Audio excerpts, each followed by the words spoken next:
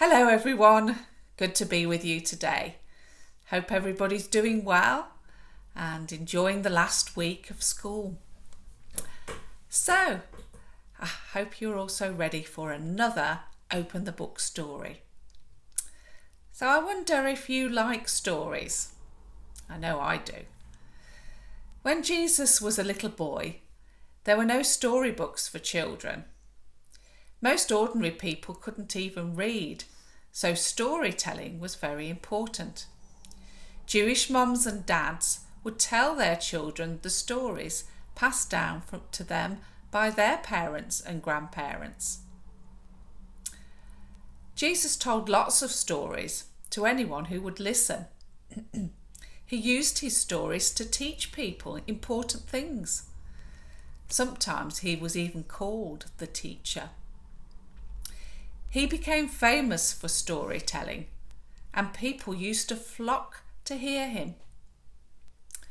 But it worried Jesus that people might go away without really understanding what he was telling them, so he usually took the trouble to explain the stories too. So this is one of the stories that Jesus told. Shall we open the book at the story, A Tale of Two Houses? Two men decided to build a house, one each. They looked around God's beautiful land to find the best spot.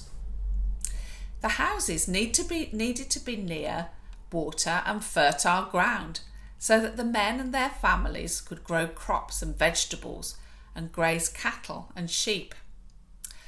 Both men thought it would also be good to have a really beautiful view, so that when the day's work was done, they could sit outside, relaxing with their wives and enjoying all that God had provided for them. The men, let's call one Farid and let's call the other Simeon. Each of them set off to find a beautiful spot to build their house. Farid didn't look far. He found what he was looking for quickly. A good view near the water, that would do, and he collected his tools and set to work. But Simeon took his time. He poked and prodded and hummed and hawed, but he too found a place that he thought was just perfect for a house. So they set to work, Farid working quickly and had the walls half up before Simeon had even made his first clay brick. All Simeon had done was to dig a big shallow pit. "Get a wiggle on, mate," said Farid as summer approached. "At this rate, your roof won't be on by autumn." Simeon said nothing. He stared at Farid's house and went back to work in his pit. As he worked, he prayed, "Help me do this right, Lord. You know the best way to build a house and the best way to live a life. I will trust in you always." "Get a wiggle on, mate," said Farid as autumn approached. "My roof's nearly finished. Your wall's only 1 metre high. You'll never be ready when the cold strikes." Simeon said nothing. He stared at Farid's house and went back to work on his wall. And as he worked, he prayed, "Help me to do this right, Lord. You know the best way to build a house and the best way to live a life. I will trust in you always."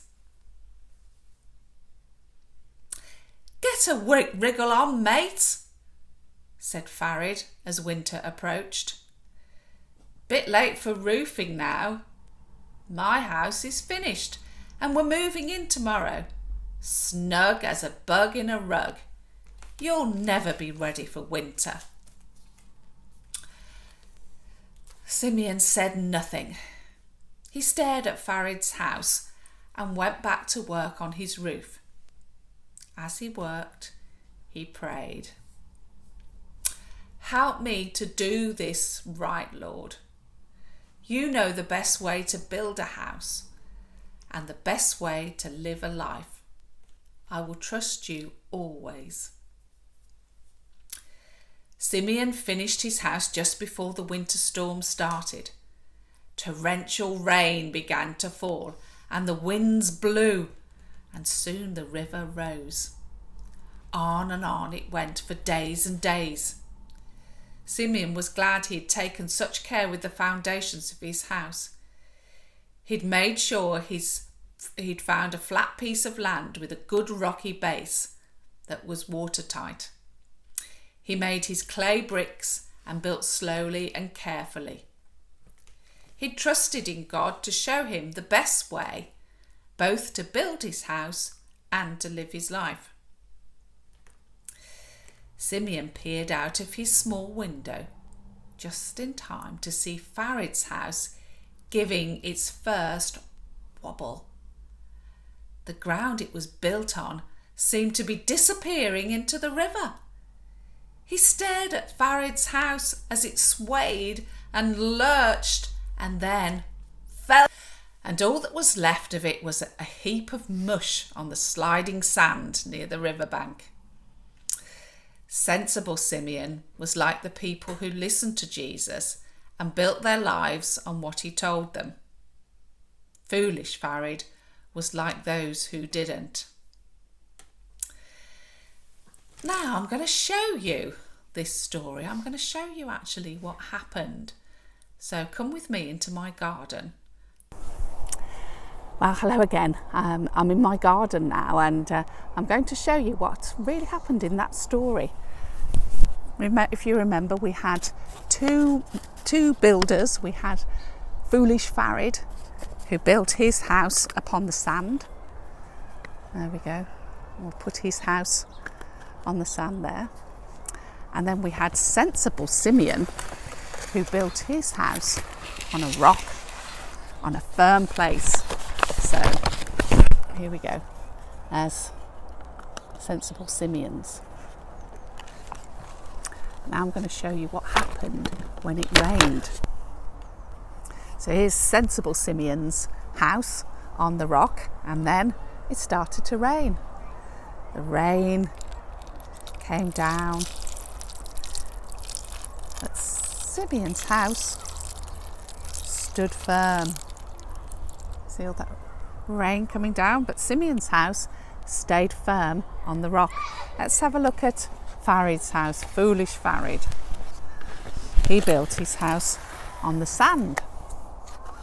So let's have a look what happens when the rain came down. Here we go, here's the rain. The rain came down. And what's happening? Oh, it's beginning to crumble. Can you see it? Can you see how the house is beginning to go? Oh, there it is. It's flat. The house on the sand went splat. So I wonder, did you manage to work out the meaning of the story? Sensible Simeon was like a person who listens to the wise words of Jesus and trusts them. That person builds a good, strong life for themselves, just like a good, strong house. Now let's close our eyes. If building a good life means listening to wise words, whose words are we going to listen to? And whose words will we ignore?